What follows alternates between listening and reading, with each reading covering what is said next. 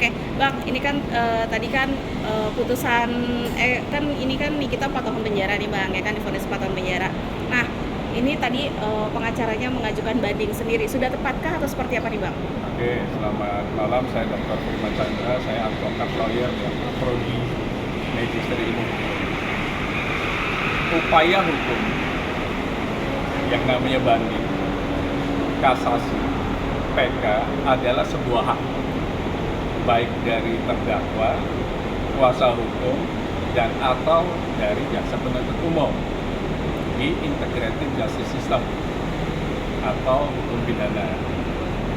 Pada saat dibacakan putusan dan amar putusan oleh majelis hakim tingkat pertama di pengadilan negeri, sebuah pengadilan di Jakarta Selatan, setelah itu dikasih waktu untuk pikir-pikir selama 14 hari, 7 hari untuk register, 7 hari lagi untuk melampirkan yang namanya memori banding.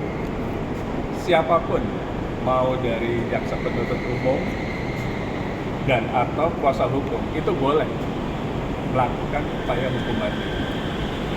Berarti memang sudah benar ya Bang jalurnya? Sudah benar. Namun pada saat umumnya hukum kebiasaan, karena kami di Firman Chandra Law Firm pun sama, kita berhadapan sama jaksa. Bila putusan majelis hakim setengah dari tuntutan jaksa penuntut umum, 89% jaksa penuntut umum melakukan upaya hukum banding kemana? Ke pengadilan tinggi di provinsi tersebut. Ya, kalau Jakarta berarti pengadilan tinggi DKI Jakarta yang ada di Cempaka Mas. Kalau Jawa Barat berarti pengadilan tinggi yang ada di Bandung. Kalau Jawa Tengah pengadilan tinggi yang ada di Semarang. Kira-kira begitu.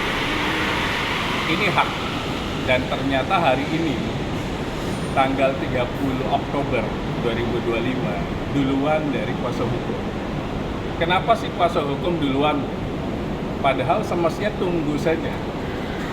Tapi mereka mungkin berharap bahwa putusan pengadilan tinggi itu lebih rendah lagi dibanding putusan pengadilan negeri. Itu hak saja. Namun mayoritas pengalaman kami, putusan pengadilan tinggi itu akan naik. Mayoritas. Karena tuntutannya itu 11 tahun. Jadi tidak mungkin di bawah putusan pengadilan negeri. Biasanya di atas. Yang nanti akan merugikan dari terdakwa kalau putusan pengadilan tinggi di atas 11 tahun. Karena ancaman hukumannya terlepas apapun, ini kan lagi dikoreksi lagi nih. Ini seperti layaknya uji materi ini. Nanti pengadilan negeri akan dibatalkan oleh putusan pengadilan tinggi. Otomatis kalau dibatalkan berarti amar putusan pertimbangan yang bisa dibatalkan. Termasuk katanya menurut majelis hakim pengadilan negeri bahwa unsur tindak pidana TPPU-nya, unsur tindak pidana pencucian uangnya itu belum sempurna. Tapi kalau menurut hakim pengadilan tinggi sempurna, berarti masuk pasal tersebut. Masuk Undang-Undang Nomor 8 Tahun 2010 di pasal 3 yang aktif Bang, atau ini yang pasif. Nah itu harus menjadi pertimbangan. Tapi intinya banding itu hak dari JPU dan dari kuasa hukum karena belum berkekuatan hukum tetap kasus ini. Bang, tapi nanti kalau misalnya nih Bang jadinya naik sendiri, berarti dia sesuai dengan yang keputusan yang saat ini nih, yang banding ini. Kan awalnya kan 4 tahun. Semuanya itu akan dikoreksi. Apakah majelis hakim pengadilan tinggi setuju dengan putusan tingkat pertama? Kalau setuju, bisa jadi sama. Kalau tidak setuju, bisa jadi akan naik. Karena pertimbangan yang tadi di pengadilan negeri kan tidak sempurna TPPU-nya. Tapi kalau menurut pengadilan tinggi sempurna bagaimana? Berarti kan akan naik. Apakah di atas tuntutan atau sama dengan tuntutan atau di bawah sedikit? Karena boleh memutus di atas ataupun di bawah. Karena pengadilan tinggi itu melakukan uji materi, mengkoreksi putusan pengadilan negeri. Tapi kita lihat dan sedikit harus kerja kerasnya adalah sidang di pengadilan tinggi itu tidak sidang terbuka. Ini sidang tertutup, tidak dilihat oleh masyarakat.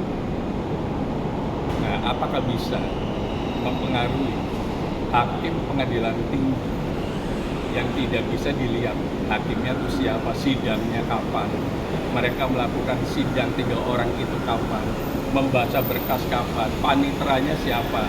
Nah itu, tapi nggak apa-apa, intinya adalah hak dari setiap terdakwa dan atau JPU untuk melakukan upaya hukum tersebut.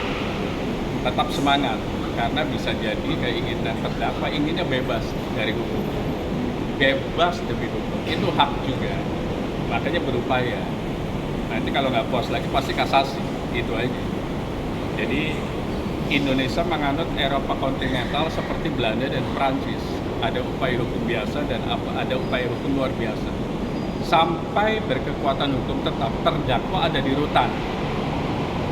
Kalau sudah berkekuatan hukum tetap, sudah mentok di kasasi, tidak ada yang kasasi lagi, itu terdakwa kalau diputus hukuman akan pindah ke lapas. Itu yang membedakan dan menjadi statusnya narapidana atau napi warga binaan.